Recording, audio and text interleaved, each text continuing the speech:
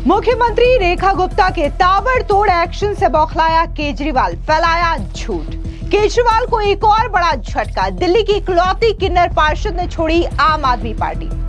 आम आदमी पार्टी छोड़ने वाली निगम पार्षद ने लगाए आप पर गंभीर आरोप। दिल्ली में मुख्यमंत्री रेखा गुप्ता के ताबड़तोड़ एक्शन और आम आदमी पार्टी में हुए दो फाड़ से अरविंद केजरीवाल पूरी तरीके से तिलमिला उठे हैं। अब उन्होंने रेखा सरकार पर झूठा आरोप लगाना शुरू कर दिया है। दरअसल आपको बता दें कि अरविंद केजरीवाल ने बीजेपी सरकार पर आरोप लगाते हुए ये कहा कि इसमें कोई भी खुश नहीं है, ना तो महिलाएं, ना तो स्टूडेंट, ना ही कोई, हर व्यक्ति दुखी है आज के जमाने में। इतना ही नहीं, उन्होंने ये भी कहा कि इस मुसीबत और इस दुख होने की वजह है मेन स्ट्रीम पॉलिटिक्स, जो कि बीजेपी और कांग्रेस करती है। इसके अलावा आपको बता दें कि दिल्ली विधानसभा चुनाव हारने के बाद राजधानी में आम आदमी पार्टी की मुश्किलें थमने का नाम नहीं ले रही है। एक के बाद एक झटके अरविंद केजरीवाल को लग रहे हैं। इस बीच एक और बड़ा झटका अरविंद केजरीवाल को लगा है, जहां अब दिल्ली नगर निगम के एकमात्र किन्नर पार्षद बॉबी किन्नर ने आम आदमी पार्टी से इस्तीफा दे दिया है। बॉबी किन्नर ने आम आदमी पार्टी छोड़ करके नवगठित इंद्रप्रस्थ विकास पार्टी का दामन थाम लिया है। आपको बता दें कि बॉबी किन्नर से पहले आम आदमी पार्टी के 15 पार्षद अरविंद केजरीवाल का साथ छोड़ चुके हैं। बॉबी सुल्तानपुर माजरा विधानसभा में आने वाले वार्ड नंबर 43 सुल्तानपुरी ए से आम आदमी पार्टी के टिकट पर चुनाव जीत करके आई थी। ये सभी 16 पार्षद इंद्रप्रस्थ विकास पार्टी के सदस्य बन चुके हैं। वहीं दूसरी ओर आम आदमी पार्टी छोड़ने वाली निगम पार्षद ने आतिशी और सौरभ भारद्वाज समेत आम आदमी पार्टी के तमाम विधायकों पर गंभीर आरोप लगाए हैं। उन्होंने कहा कि महिला पार्षद को गद्दार तक बोला गया है, इसलिए मैंने इस पार्टी के अंदर काफी ज्यादा जलालत महसूस की और उसके बाद मैंने पार्टी से इस्तीफा देना ही बेहतर समझा। अभी उनका कहना है कि आम आदमी पार्टी से कई सारे और भी नेता हैं जो कि आने वाले समय में पार्टी से इस्तीफा दे देंगे। दरअसल आपको बता दें कि जिस तरीके से आम आदमी पार्टी की राजनीति इस वक्त दिल्ली में सिमटती हुई नजर आ रही है, ये अरविंद केजरीवाल की सियासत के लिए एक बड़े खतरे के तौर पर देखा जा रहा है, क्योंकि जिस तरीके से पिछले 10 सालों में अरविंद केजरीवाल में दिल्ली की सत्ता पर जिस तरीके से उन्होंने सियासत की है, उसके बाद पंजाब में उन्होंने अपनी सरकार बनाई, लेकिन जब दिल्ली में 2024 में विधानसभा चुनाव होते हैं तो अरविंद केजरीवाल की घोटालों की तमाम लिस्ट उजागर होती है, जिसकी वजह से अरविंद केजरीवाल की सरकार को इस बार जनता ने नकार दिया। न सिर्फ शराब घोटाला, डीटीसी घोटाला, शीश महल घोटाला, हॉस्पिटल घोटाला, मोहल्ला क्लिनिक घोटाला, ऐसे कई सारे घोटाले हैं जिसको लेकर के अरविंद केजरीवाल की पोल खुली और अब अरविंद केजरीवाल की फ्रीबीज लोगों को रास नहीं आई, जिसकी वजह से दिल्ली में इस बार बीजेपी की सरकार बनी और आम आदमी पार्टी को लोगों ने पसंद नहीं किया। आपको बता दें कि इस बीच आम आदमी पार्टी ने अब मंगलवार को association of student for alternative politics को लॉन्च किया है। ये आम आदमी पार्टी की स्टूडेंट विंग है और इसी को लेकर के अरविंद केजरीवाल का कहना है कि हम बीजेपी और कांग्रेस की तरह मेन स्ट्रीम पॉलिटिक्स नहीं करेंगे, बल्कि हम अल्टरनेटिव पॉलिटिक्स करेंगे। दरअसल आपको बता दें कि अरविंद केजरीवाल, जो कि दिल्ली के पूर्व मुख्यमंत्री रह चुके हैं, उन्होंने छात्रों और अपने नेताओं को संबोधित करते हुए कहा कि राजनीति में इंटरेस्ट लेना पड़ेगा। मैंने मेन स्ट्रीम पॉलिटिक्स देश की समस्या की जड़ है। आम आदमी पार्टी ने दिल्ली में 10 साल तक राज किया, आज पंजाब में सरकार है। दिल्ली में जिस तरीके की राजनीति और काम किया वो अल्टरनेटिव राजनीति है। हम कहते हैं कि शानदार स्कूल और हॉस्पिटल बने, हमने वो किया है। प्राइवेट स्कूल्स को फीस नहीं बढ़ाने दी। इनकी सरकार आई कि स्कूलों के बर्बाद होने शुरू हो गए हैं। हमने शिक्षा माफिया को कंट्रोल किया, बड़ी मेहनत की, हिम्मत दिखाई, धमकी आई। बड़े स्कूल के मालिक छोटे लोग नहीं होते हैं।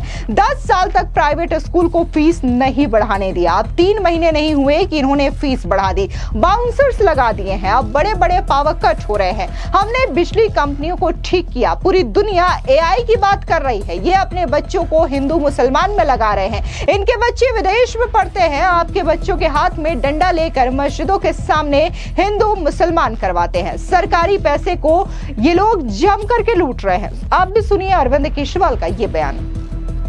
आज हमारे देश के सामने बहुत सारी समस्याएं हैं। किसी भी देश के सामने किसी भी वक्त समस्याएं तो होती हैं, लेकिन जिस किस्म की समस्याएं आज हमारे देश के सामने हैं,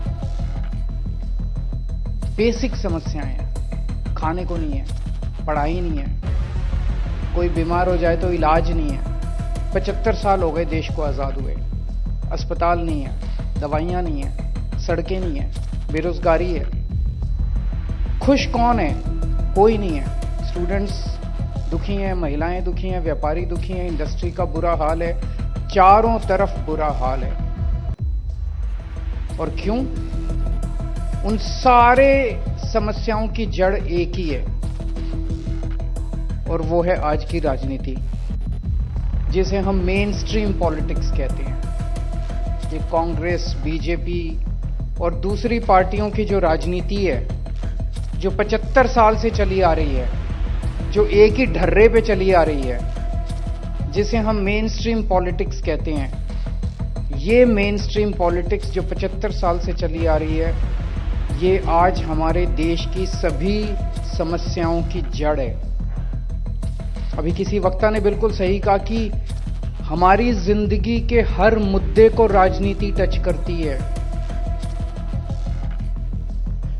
कई बच्चों से बात करो, या मिडिल क्लास के लोगों से बात करो, वो कहेंगे I have nothing to do with politics.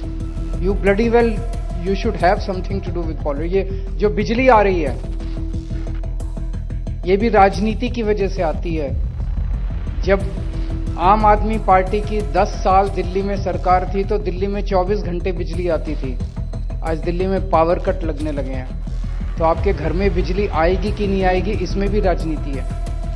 आपको सस्ती बिजली मिलेगी कि महंगी बिजली मिलेगी, इसमें भी राजनीति है। आपको नौकरी मिलेगी, सरकारी नौकरी मिलेगी कि नहीं मिलेगी, इसमें भी राजनीति है। आपको प्राइवेट नौकरी मिलेगी कि नहीं मिलेगी, इसमें हर छोटी से छोटी और बड़ी से बड़ी चीज में राजनीति है। You can not stay away from politics. आपको राजनीति का हिस्सा बनना पड़ेगा, राजनीति में इंटरेस्ट लेना पड़ेगा, राजनीति में पार्टिसिपेट करना पड़ेगा। और आज जिस ढर्रे की राजनीति चल रही है, 75 साल से हमारे देश में चल रही है, इसको मेन स्ट्रीम पॉलिटिक्स कहते हैं। और यही आज की मेन स्ट्रीम पॉलिटिक्स हमारे देश की सभी समस्याओं की जड़ है।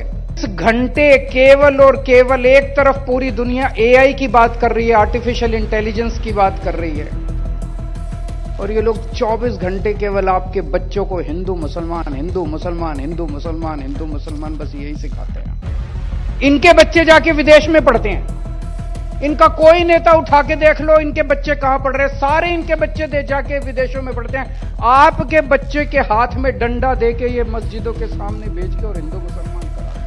अब जिस सरकारी पैसे को लूटने की बात यहाँ पर अरविंद केजरीवाल की ओर से की जा रही है, तो अगर हम पिछले 10 सालों का इतिहास देखें, जो कि अरविंद केजरीवाल का रहा है, जब उन्होंने दिल्ली की सरकार में हुकूमत चलाई, तब यहाँ पर कई सारे उनके भ्रष्टाचार के फाइलें खुली है। खुद सीएजी की रिपोर्ट बकायदा दिल्ली की मुख्यमंत्री रेखा गुप्ता की ओर से विधानसभा में पेश किया गया, जहां पर यह बात सामने आई कि शराब घोटाला, शीश महल घोटाला, मोहल्ला क्लिनिक घोटाला और इसी के साथ ही डीटीसी बस घोटाले के जरिए कितने करोड़ रुपए का घोटाला अरविंद केजरीवाल के शासन में किया गया है।